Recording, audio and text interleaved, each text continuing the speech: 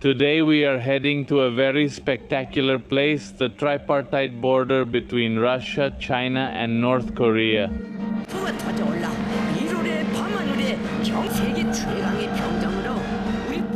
Here it feels kind of empty. You realize that we're in a remote place. Here you don't find tourist agencies outside the station, but you do find many local shops with Korean characters. Look at the observation tower they built so you can see these countries. From here you can see Russia, China and North Korea. I'm seeing about 10 North Korean soldiers lined up in front of the train tracks. It must be something really interesting on the other side, right? Supposedly, over there it's like a prison, right? Honestly, it's a country that intrigues me a lot, and being this close is something else. It also has a certain level of mysticism. Welcome to the Yanbian Korean Autonomous Prefecture. I imagine those statues are a representation of the Korean ethnic minority. Well, they're called an ethnic minority because they've been here for many years, but actually they're Koreans who migrated to this part of China 150 years ago. My hands are going to freeze. Hold on a second, the wind just hit me and the temperature is brutal.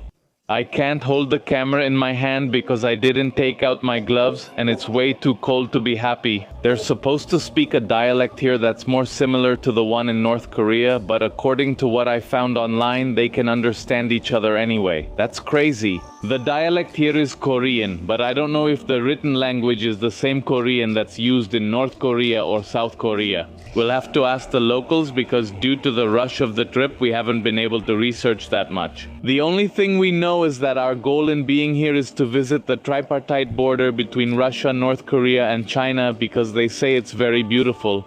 And look who welcomes you, the Korean ethnic minority. Here the writing is in Chinese and Korean. Is this what it's like to arrive in North Korea? Because this is like the ghost station. How crazy, right? Yeah, there's no one here. Are we locals?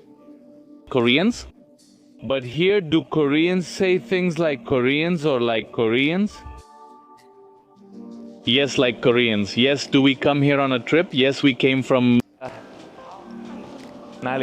This is when you can tell we're already visiting parts of China that aren't on the traditional tourist map. Because look around us, and there's nothing here. What we're going to do is leave our suitcases here at the station. We're going to go out and explore the city of Yanji, the most important spots. And at night, we're going to take a train to the border of Russia with North Korea and China, because from the station, I think it's still about an hour to the place. Also, we have to keep in mind that the days are very short in this part of the world because I think the sun sets around 3 or 4 in the afternoon, so we have limited time. Leaving the station, it doesn't look like there's much nearby. In fact, you can see mountains and nothing else. Over there, you can see some apartment buildings. But it's not like in other stations in the country where you come out and skyscrapers are waiting for you, maybe a bridge, lights and so on. Here it feels kind of empty. You realize that we're in a remote place. Here you don't find tourism agencies outside the station, but you do find a lot of shops with Korean characters, and that's what we can call them. They also offer a lot of Korean food. That's definitely something new. Normally we see the name of the train station in big letters. But in this case, it's both in Chinese and Korean. If we have any Korean friends, let me know if you can read this or if there's already some change. The day is starting off a bit rough because we just lost one of our microphones and we don't know how it happened. The thing is, we use some magnets under our clothes to keep them in place. And these jackets are very thick, so at some point along the way it fell off and we didn't notice. So we're going to have to make a quick stop to replace it before we start our journey. But first I wanted to show you how they adapt the motorcycles for the cold. It's amazing. They put on these yoga mats that fit together like Legos. They secured them with these plastic flags. And also, here they put gloves and additional plastic bags on top so they don't get cold. Because today the low is -13, but it gets worse. So people have to be well prepared. And this is the way they protect their legs.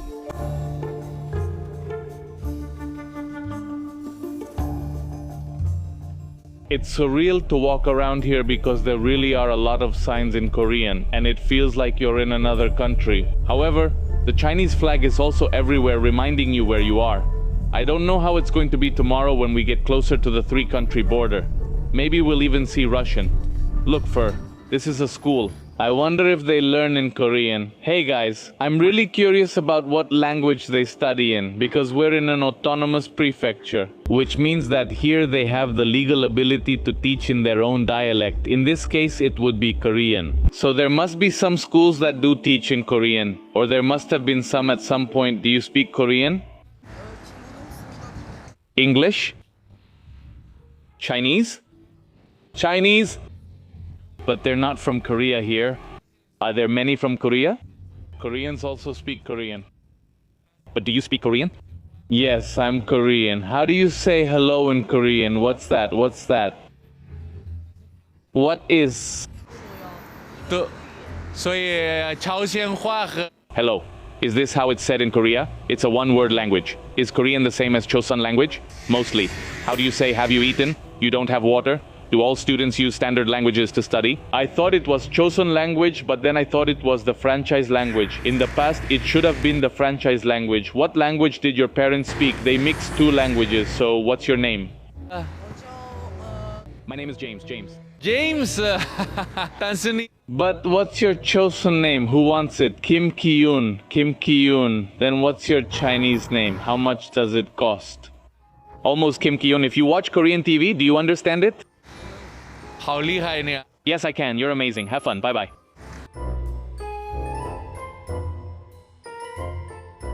With the guide we found on the internet, our first stop had to be Renmin-gongyuan, which is usually the central square of any city in China, but in this case, this is where they dropped us off.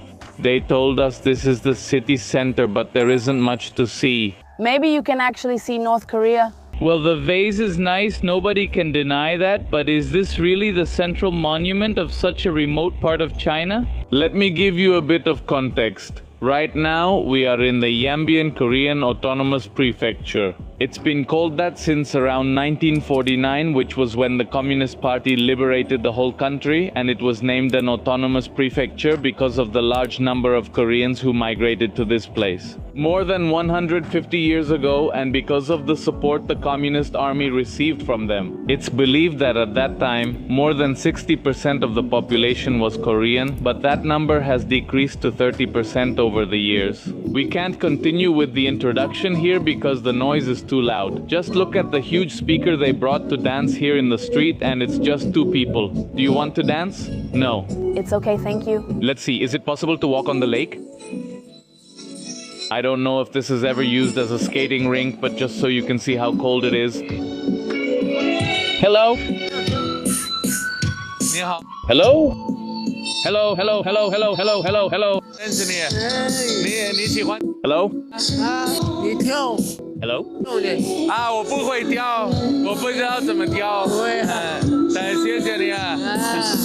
Hello. Well, here are the main attractions of Korea in China. A pagoda, a couple dancing with a very loud speaker, and some very beautiful trees. I have to give them that. You're forgetting the frozen pond. And if this is all, then our next stop would be the park dedicated to ethnic minorities, which is also very close to here. This place was designated as an autonomous prefecture because of the large number of Koreans who immigrated here more than 150 years ago, fleeing poverty in their country. So much so that here we have a Rubik's Cube with a bunch of Korean characters that we don't know what it says, and we also don't know why it's here. But the point is that in the mid and late 19th century, Korea was going through a very difficult time with the invasion and occupation by Japan. Back then, the Japanese were pretty evil because they not only invaded Korea, but later also invaded China and occupied several places in these countries. With the occupation, many Koreans set out to look for a place with better opportunities. And since this area borders what used to be just one Korea, a lot of people came to northeast China to find fertile land and look for job opportunities. It's also very important to emphasize that back then there was only one Korea. The country hadn't been divided into North Korea and South Korea yet. That's why the people who came here and who still live here today, preserving their traditions and culture, identify themselves as Koreans, not as North Koreans or South Koreans, and they don't support either side. And you might wonder, if back then there was no North Korea or South Korea, then what did they call the country? Well, the original name of unified Korea in Mandarin Chinese was always Chaosian, which translates as the land of the tranquil dawn or the beautiful dawn. But when Korea was divided, they were forced to look for a name to distinguish North Korea from South Korea. And since North Korea proclaimed itself as the only Korea and the owner of all the territory, they kept the Chinese name Chaosian, which was the original name. And South Korea was forced to use a different name, which was Hangwo. So today it's very easy to identify them, Chaosian for North Korea and Hangwo for South Korea.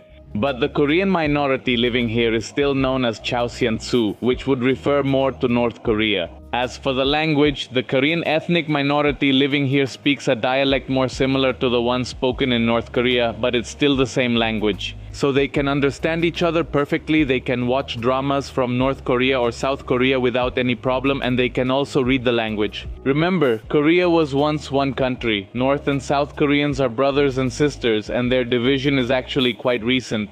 Welcome to the People's Park. We have a plaque in Korean, a naked man with no censorship at all, a random windmill, and Gasper. Welcome to Chinese Korea. This plaza is really random? Right now there's no one in the park. I want to think it's because of the weather and because it's a weekday. People don't come to the park on weekdays. I imagine people are at work. But what is true is that talking with the taxi driver, he told us that many people from the Korean ethnic minority have left over the years, and many others have blended in because they've mixed with the local Chinese. And apparently, many of those who left did so in search of opportunities.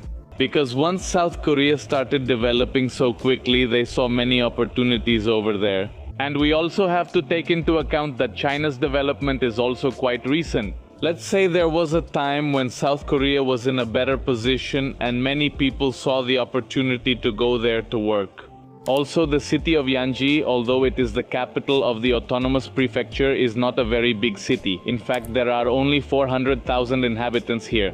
Therefore, there are also people who have decided to go to bigger cities in search of opportunities and not necessarily outside the country. Some of them have gone to Shanghai, Beijing, Guangzhou, Shenzhen, and that happens in many cities far from the capital, so to speak. And what in other parts of the world would seem like a city with a large population, here in China is nothing. So, what is Korean ethnic cuisine? Here it's probably goryeo-tang. That's dog meat soup, right? Dog meat soup. What is it called? Dog meat soup is made from dog meat. Is it tasty? I'm not Russian. I'm from Mexico. Are you from Korea? Korea. What are you saying so clear? It fits so well, proto-cification. 안녕하세요. Is this it? This means hello, right? Then can you, for example, if I show you a TV program, can you understand it? Of course. I arrived with my grandmother.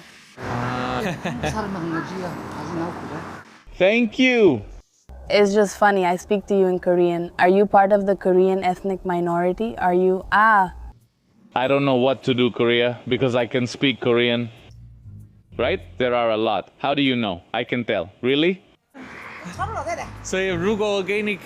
An old Korean Chinese lady. If I showed you a picture of a Korean person to trick you, could you tell the difference? No. We're now heading to a place called Minsuyuan in Chinese. In Spanish, let's say it would be translated as the Ethnic Minority Park. For that, we have to cross this bridge to get to the other side and take a taxi. But look at the little market they've set up here. I wonder if they have any Korean products. For now, I only see the Happy Sheep ointment. I see that they sell sewing items, gloves, and some nuts.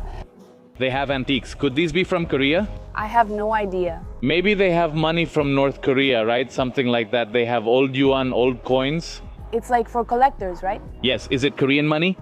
From China. Is everything from China? Yes. It's so cold, my face is freezing.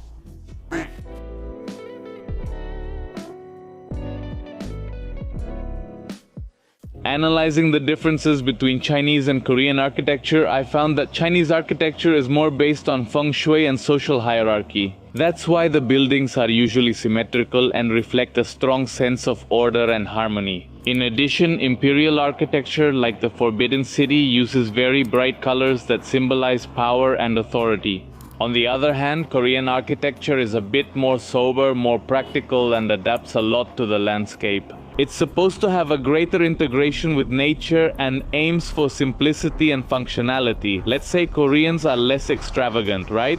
Because sometimes Chinese imperial buildings do look really imposing, really wild. Maybe I'm imagining things because I've never been to Korea, but I'd say it does look simpler. But if there's anyone Korean in the comments, let us know what you think about this Korean-Chinese neighborhood. Hello, it's a pleasure to meet you. Thank you. Shall we? Let's record. No, we won't record. Oh, you know what? No, not to record. But haven't you talked about South Korea? No. Let's talk about South Korea then. Isn't this South Korea? South Korea has people from the south, and we are from there. Oh, I see. Look how well you speak. You can even say the original words. Don't you feel cold? Not cold, I'm freezing. It's -2 degrees. I can't take it. This is a fox. Fox, I'm a little scared. Thank you. Can the snow fox help take pictures? I'm a bit scared. Thank you. Is this North Korean clothing? Yes, it's beautiful. Thank you. I didn't plan to take pictures, but it will look great. Yes, you can record. Now I think it will look beautiful. You can take pictures. Are you Korean Chinese? Yes. Are you Tanukis? Yes. It's $108. How pretty. You speak well. There. Are you going to dress up as a Korean princess or not? That would be cool. But I don't know if we'll have time. If we hurry, we can make it. I'm not going to lie, I was a little disappointed at first, but this street is amazing. It feels like you're in Korea. I was just saying the buildings look different. Do you want to take the picture with the clothes or not? Yeah, I don't know.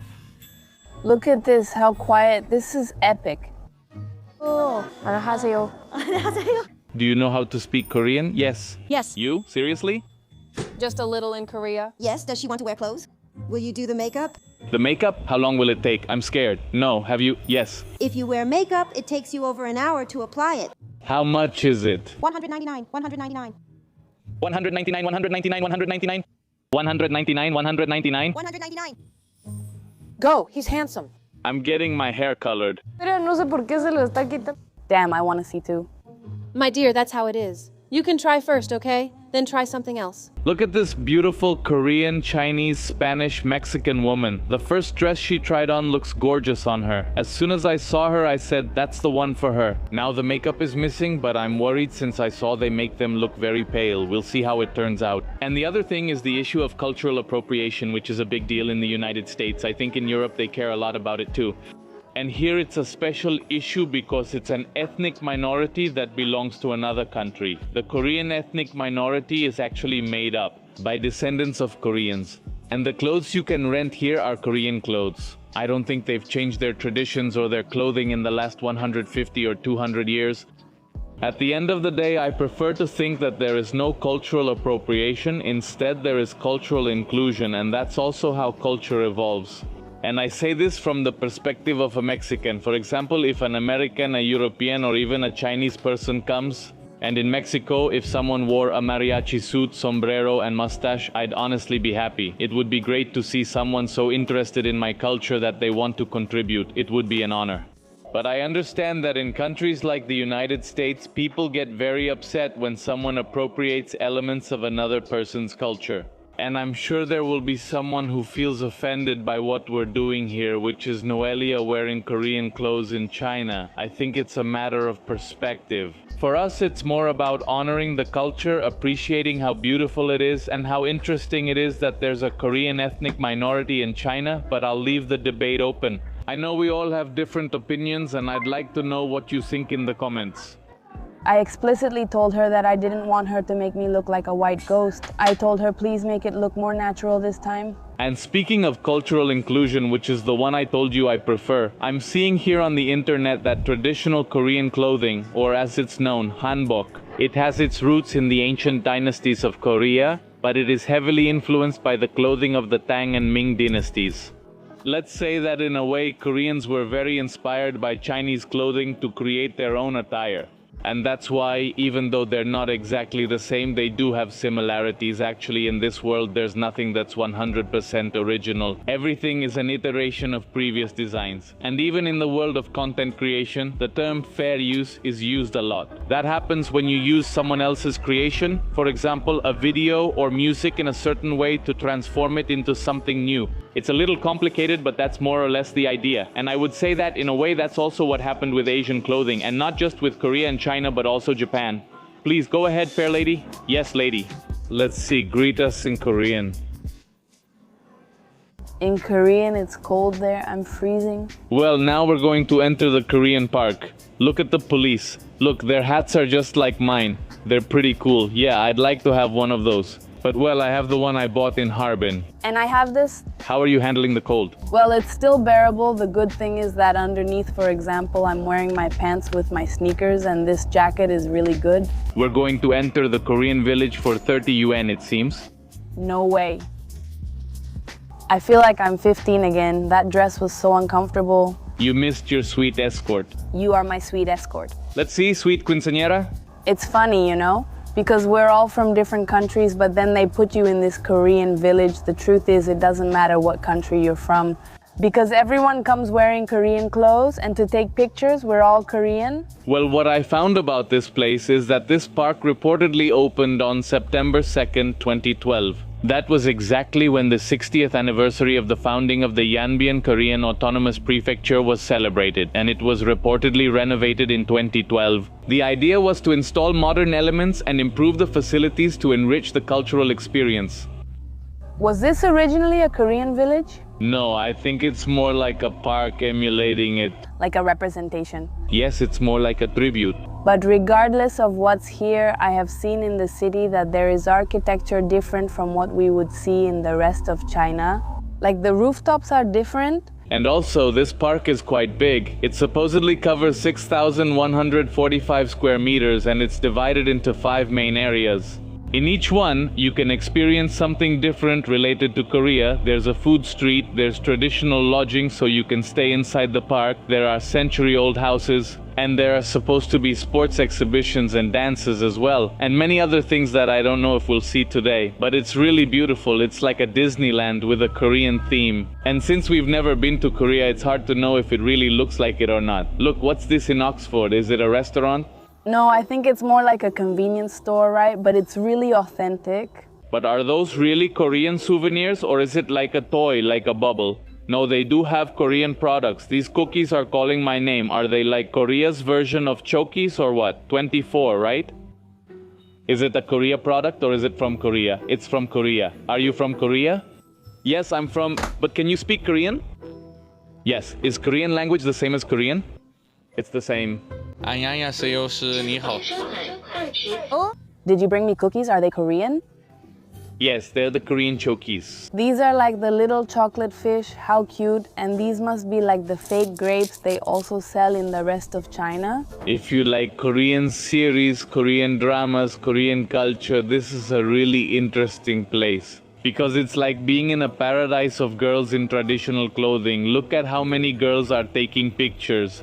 A fan of K-dramas or a fan of Asian culture would be going crazy here, wouldn't they, Noelia? Think about it, it's like being in paradise. It's funny. All this you see here is sand, but the point is to pretend it's snow for the photo, and look at how many girls are here. No, just... Where do they learn those poses? The only pose I can think of is this one. I'm sure the expected result is something else, but this is the best I can do. Ned, I'm sorry. It's okay, I don't know how to pose either. That's why we're YouTubers, not photographers. What they do is grab this like this, it's cold, and throw it. Expectation, reality? Call me crazy, call me unprofessional, but I just don't see the appeal of taking a picture in the sandbox. I guess the idea is to make it look like snow, but we're neither models nor photographers. Asians, generally speaking, really know their stuff when it comes to photos. Let's check out the cookies from Korea, what do you think?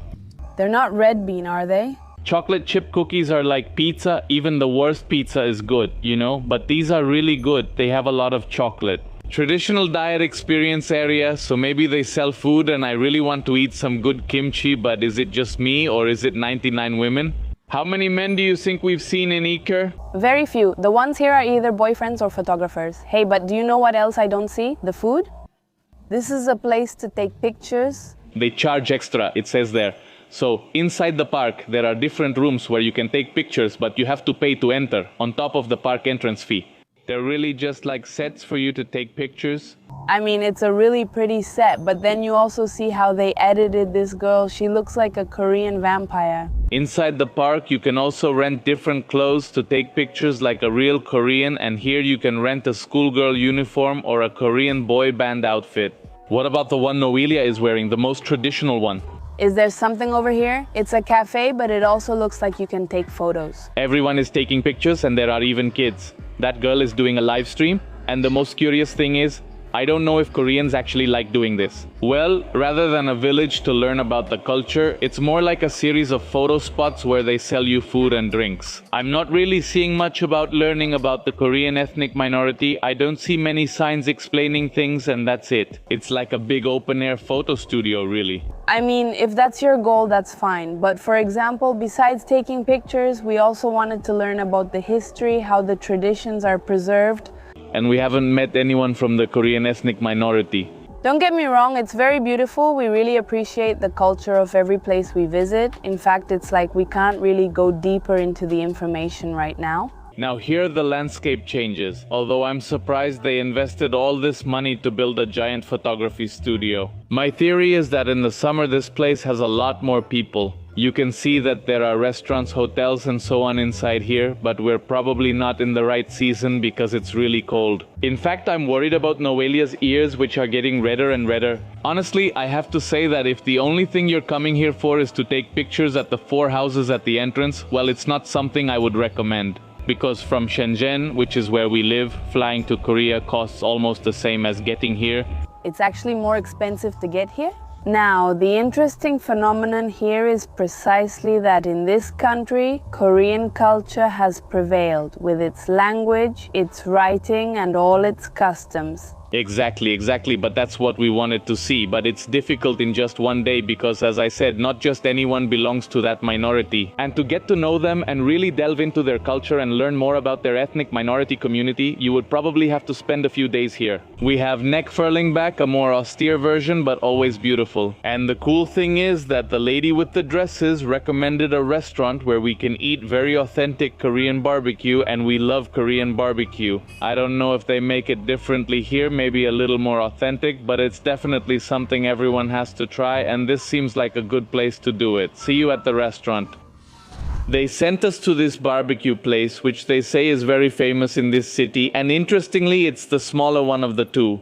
Here we have one on one side, another on the other side, but this is the one chosen by the locals. Even though it's a strange time to eat, it's 4 in the afternoon and it's already getting dark here. Ni hao, omele hao wei. What I love about Korean barbecues in China is that whenever you arrive, they always give you a lot of free side dishes. This is mashed potatoes, tofu, different vegetables and pickles. Our Korean barbecue is arriving. Every time we come here, we struggle to decide what and how much to order because there are so many meats and the menu is in Chinese, so we don't know what they are. And something interesting is that the waitress just came over and asked us what we were going to eat, and then she started talking to us in a strange way, right?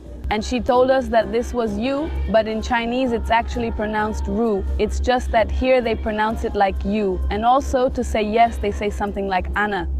For those who have never heard about Korean barbecue, it's a style of barbecue where they put a little grill here, you choose your meat, and honestly, it comes with very little marinade. I would think it's something pretty healthy whenever we find it in any city. We try to go for something like this because it doesn't have too many seasonings, plus it comes with some delicious sauces and side dishes. For example, I don't know what this is here, but we have cucumber, mashed potatoes, tofu, and that over there, which is my favorite, called kimchi.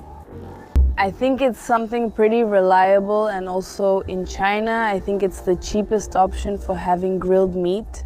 Because the beef steaks here in China don't feel the same as what we would eat in Mexico, which is usually very lean meat with a lot of flavor. But anyway, right now we're cooking the potatoes and they're gonna have to stay there for a while because they take a long time. We finished eating our Chinese barbecue and went outside. It looks like it's 11 at night, but look, it's 5:10 in the afternoon and it's already really dark.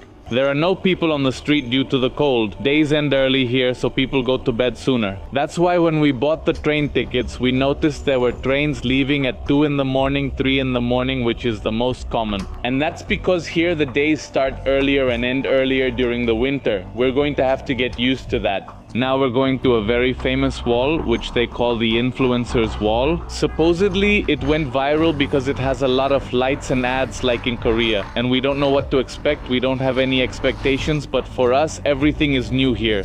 The night food markets aren't very lively either, and I totally understand why. It's way too cold to be outside.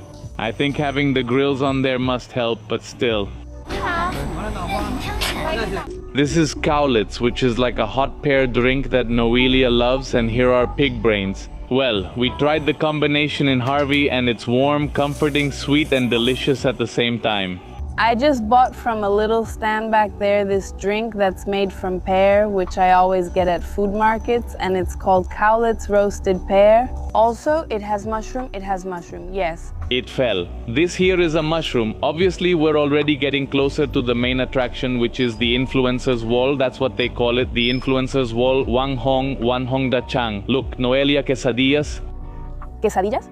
No, are you serious? Does it have cheese? Yes, it's true. It says it's cheese with meat. Does it have cheese inside? Yes, we have this in our country. We call them quesadillas. It's Spanish. Quesadillas, yes, that's Spanish. Are you Korean Chinese? Yes. So can you speak Korean? I know. I've said everything, right? Did I say it wrong? Can you say something? Sure. Have you already? How do you say it? Eaten? I have eaten food. It's too difficult. At home, do you all generally talk to your parents? Do they say Kaoxianhua? At school, do you also use Kaoxianhua to study, or is it just a common language? Kaoxianhua. So you guys understand this? They are from the Korean ethnic minority, and like everyone else, they have confirmed to us that they perfectly understand both the language of South Korea and North Korea equally. It's crazy because for them it must be like, well, of course, yes, I mean, what did you expect, right? And for us it's like, oh, they write with sticks in little circles. I was really impressed to learn that they study in Korean, that at school they have to study both Korean and Chinese. Here, because it's an autonomous prefecture, teaching in Korean is allowed, whereas in other parts of China, Chinese was standardized. Mandarin to give more opportunities to the rest of the people. And I'm impressed that they have mastered both languages. Both are very complicated and don't have as much in common as Spanish and Portuguese. The writing system to my eyes looks completely different. We're already arriving at the famous Influencers Street, and now I understand why. Honestly, yes, it's impressive to see it from here with all the signs it has, and I don't know if Korea really looks like this, but it's what I imagine. Each business has its own billboard with neon lights, which really makes this building stand out, and that's why people come here to take pictures. But also, look at how important this place is and how many people are setting up their stands so you can take a picture. They even bring their own lights and everything. 我们是兄弟姐妹，你们来自哪里？广东。我们住在深圳，我们也是来自广东啊。我也是深圳过来的。真的吗？我们住在宝安，你们呢？我们南山。那你们来这边这么远，是玩吗？对啊。啊，很好。我们要去磨合，因为我们在环游全国。哇。对。 We're siblings. Where are you from? Guangdong. We live in Shenzhen. We're also from Guangdong. We also came from Shenzhen. Really? We live in Bao'an. What about you? We're in Nanshan. So it's not that far for you to come here, right? Are you here to have fun? Yeah, that's great. We're going to Mohe because we're traveling around the whole country. Yeah, 88 days. Can you all speak Cantonese? Now this is more like it. This is where you have to come. If you're an influencer in China, this is one of the places you can't miss to take a photo with the epic wall. It's to the point that they even have a photography service. Here are all the guys taking photos and they show you the sample on their iPad. This is the new way to travel in China. The travel method is called Taka.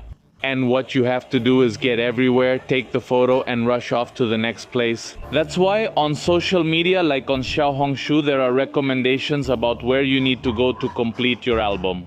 So to speak, I don't know if that's already happening in our country or in other parts of the world, but here it's something very popular.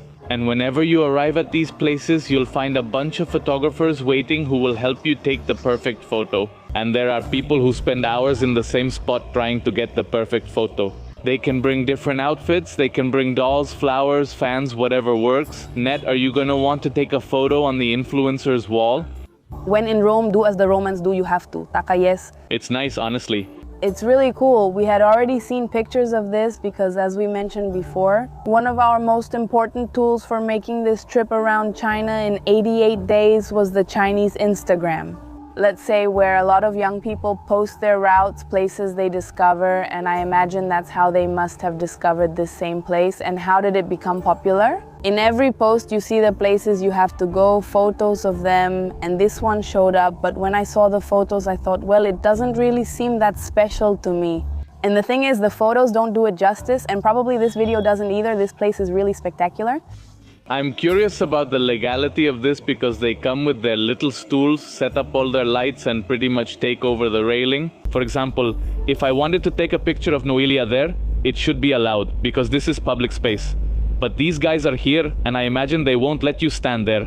Is it really so easy that they can't stop you from taking a picture there? Honestly, this is something we've seen constantly in every city we've visited throughout the series and even outside the series. And it's possible that the editor will put images here of the places we visited where you have to line up to take a picture. It would be great so you can see that it doesn't matter if it's the desert, the mountains or the beach, you'll always find this really awesome spot to take a picture where photographers have found really good opportunities. Cities, and something really interesting is that in China this is a very new industry. I know you must be tired of me saying it, but this is a country that 70 years ago was completely poor. And I would say that it's only been about 20 years that there has been enough prosperity for people to start traveling and spending on these kinds of luxuries. And that's why now that my parents returned to China after almost 20 years, they were shocked by the number of local tourists everywhere and how much they spend on these kinds of things. They told me when we were in China in the 90s, everyone dressed the same, they all had the same trench coat, you didn't see the luxuries that young people have today. And of course, all of this is also driven by social media. But the domestic tourism industry, let's say it wasn't that big, and today it has become this. Of course, it's been a long time since I traveled in my country. Maybe it's the same everywhere, but you have the final say in the comments, and it's not just in that area. From there you cross the street and here there's another spot to take a picture. They charge you 10 yuan for one photo, 30 yuan for 5 and 100 yuan for 8. Here are the prices, and actually you can pay with WeChat or Alipay. And these are some of the results, which are pretty cool. It's amazing to think how many people this wall has given work to. I mean, just count them. Here there are 1, 2, 3, 4, 5, 6, 7, 8, 9, 10, like 15. On this side of the street and on the other side of the gate there are more. And then there are some in the farm in the middle. Imagine if one day they took down the wall, you'd be taking away the jobs of like 50 people. Actually, if you think about it, how much do you think the rent has gone up in that plaza just for a store or for an ad on the wall?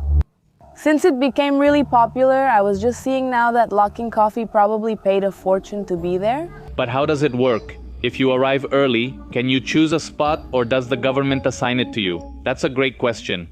Did you notice that this one here is Yanbian University? So that over there is the entrance to the university. And when I was looking for a hotel here, and in the end we're not going to stay here, I saw that over 80% of people stay in the university district. Now I see why. It's right in front of Wang Hongxia.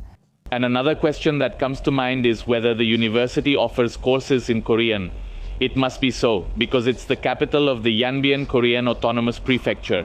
It would make sense for them to have the option for people who belong to the Korean ethnic minority to study in their own language. But these are questions that sometimes can only be answered by spending more time here. What's this?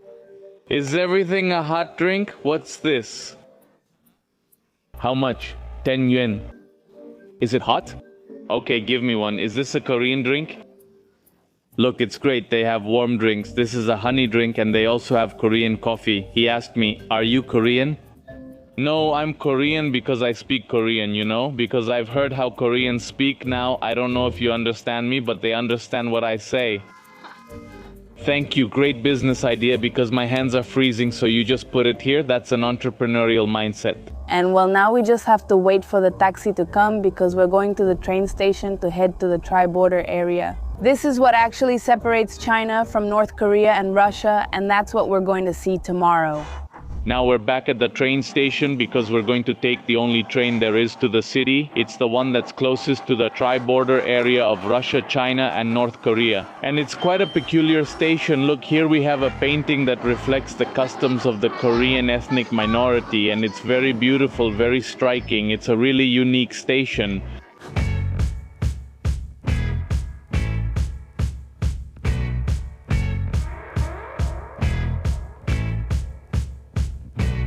Somehow we went from being in North Korea to being in Russia, and this is another one of the most epic stations we've seen on our travels. This one has the name in English, Chinese, Korean, and Russian, and that's because right here is where the tripartite border is located. What city is this? Look at the station they have for this city, which we've never heard of before. I saw a documentary that now a lot of Russians are crossing right into this city. They just come to shop or hang out to try Chinese food because, well, they're right next door. I think Vladivostok is about 100 kilometers from here, and also they're likely to mistake us for Russians. Welcome to one of the upper right corners of this country. Now we're really entering some pretty remote territories. This train station is really deserted. Normally there are a lot of buildings in front, shops, restaurants, but no, there's just the train station. And in front there's only this street where there's nothing, at least for a kilometer. Good morning. Today we are heading to a very spectacular place. Yesterday we didn't record anything because we were exhausted at the hotel, and honestly, traveling by train is leaving us worn out. You can't really sleep well at night because there are people snoring, people making noises, then they turn on the lights, so it's hard to get any rest these days. We're already on our way to the tripartite border, better known in China as Yanbian, which means that from the same place you can see the hope of 3 different countries.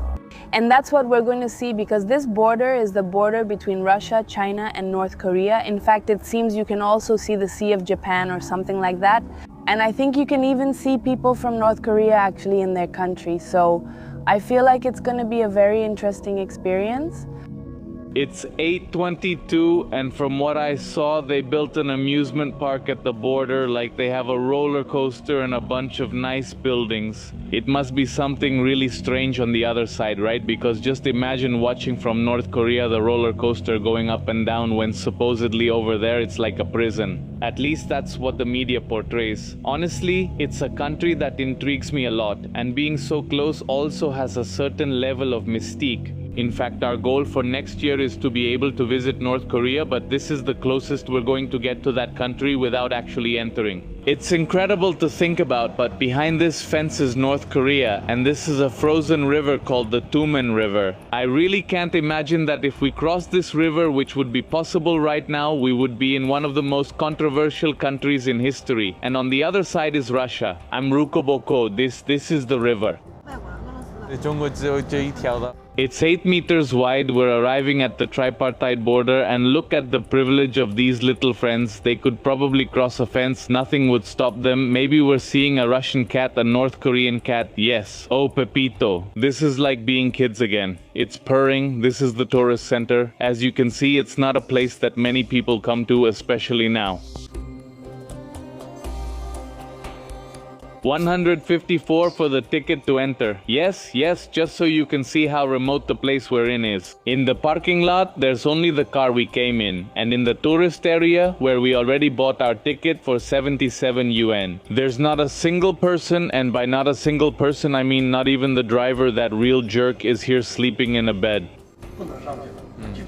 From the police checkpoint back there, you can only enter on this tourist bus. The corner, the stairs. You can see Russia on the left and South Korea, and in the middle you can see the Sea of Japan. This is the tower from which we are going to see the 3 countries and the Sea of Japan. Do we need to take a black one?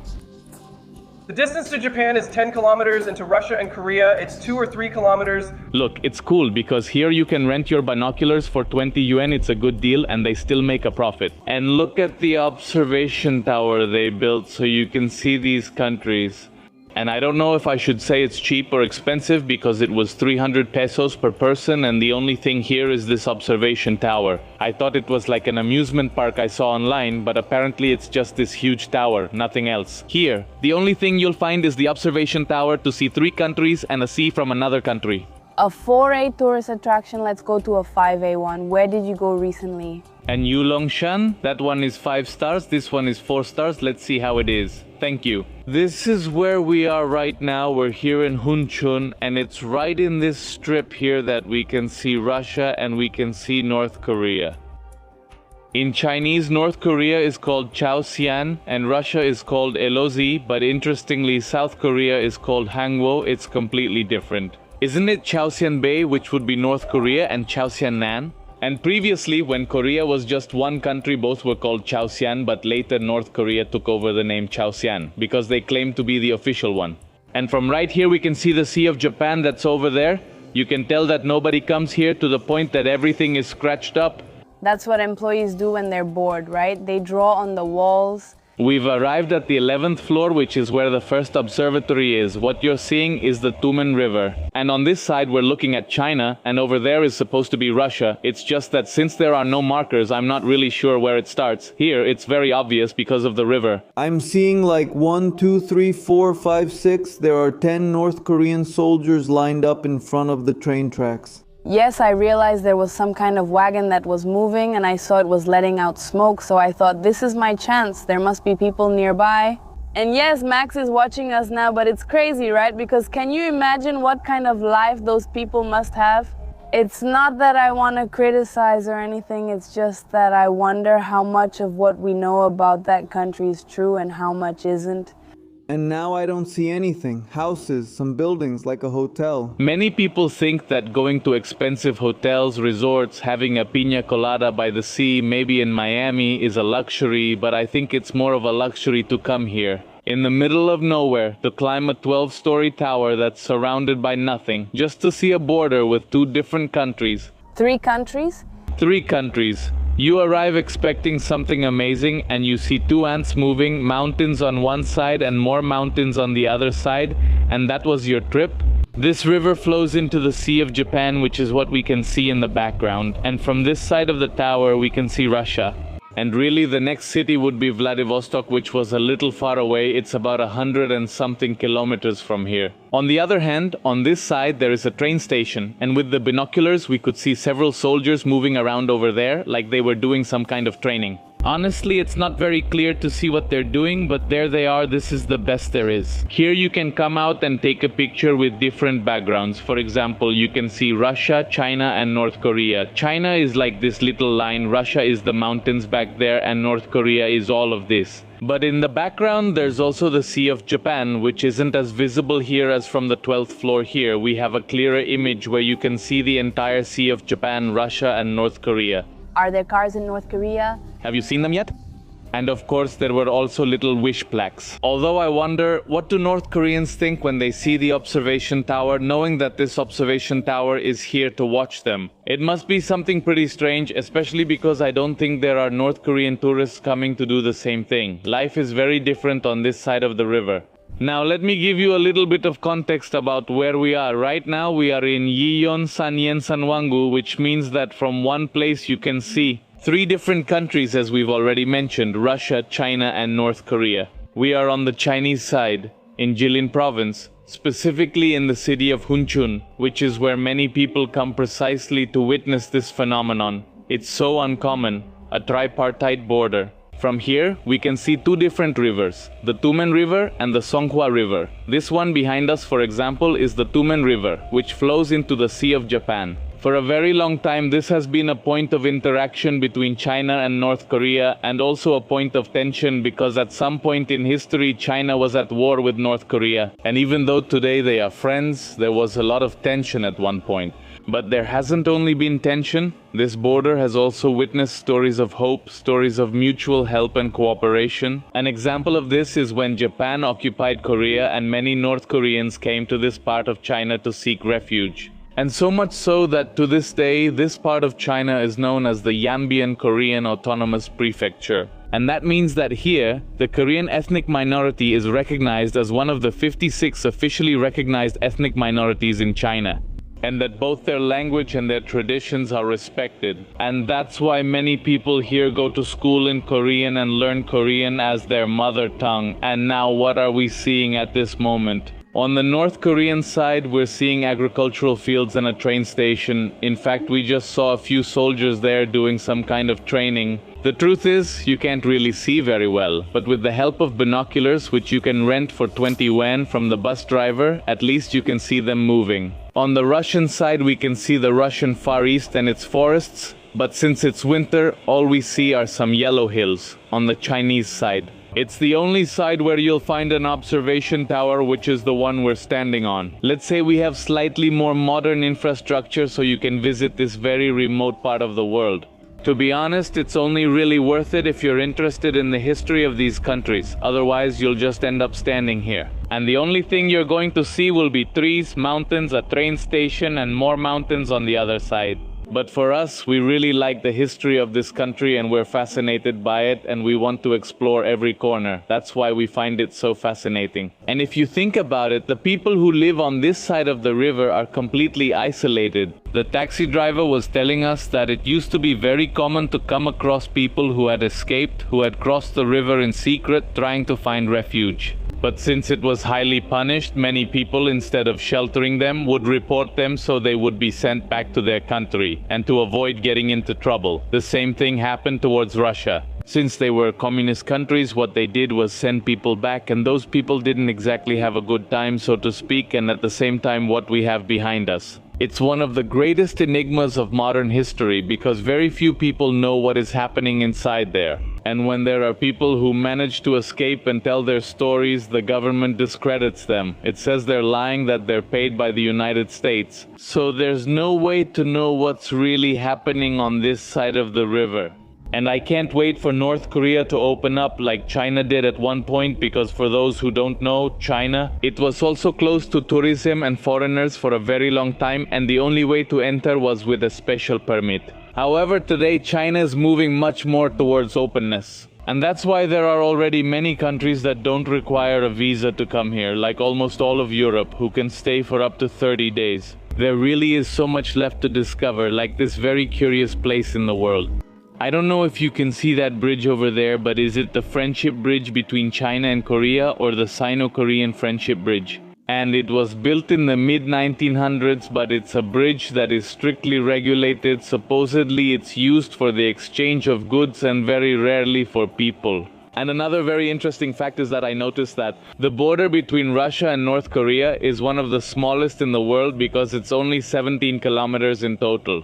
On the other hand, the border between Russia and China is over 1,300 kilometers long. It's much more extensive, but the one between Russia and North Korea is unique in the world. And this is probably the only other place you can see it from, besides the observation platform. Well, what there is this wooden path where you can take a walk along the river and observe. To North Korea, I think Russia as well further ahead, but you would have to walk for a while. That is the fence that separates China from the river and from North Korea. Does it look like something that would be so easy to cross? But it's supposed to be very well guarded. I don't see how or from where it's guarded. Over there is the observation point and I don't see any watchtowers. Do you think they can see from there? Okay, they have security cameras and up there is a watchtower. I guess they'd catch you quickly, right? On the river, you'd be obvious, but I don't see why anyone would cross from China into North Korea. It would be the opposite. We're going to make an aerial crossing from China to Russia over a bridge. You're doing well, Russia. Go back to China. China, go back to China. I'm going to Russia again? Again and... Again. We've already been to the border with Vietnam in the border area. We've been to the border with North Korea, in Dandong as well, and we've been very close to Pakistan. And again, when you visit these places, you realize that countries are imaginary lines and that really... It's like what makes up a country is, let's say, the people, the customs, but the land is just land. Here is the border between China and North Korea. I imagine you can't cross here anymore. In fact, they have some pretty creepy fences here with spikes and everything. There's like a tour here. The people getting off the little cart are coming from the North Korean border tour. But we, since we're foreigners, can't go in. In fact, I said we were Russian because at the other tower they told us only Russians and Russians could come, and we were like, Because Russians are China's friends? But they didn't let us in. We're already back at Huncheon Station to take the train to our next destination. I'm really excited because it's a very mysterious place. We've never heard of it before, so I'm looking forward to finding out what's there and discovering it with you. Watch the next video. See you tomorrow for a new adventure. Take care, Zaijian.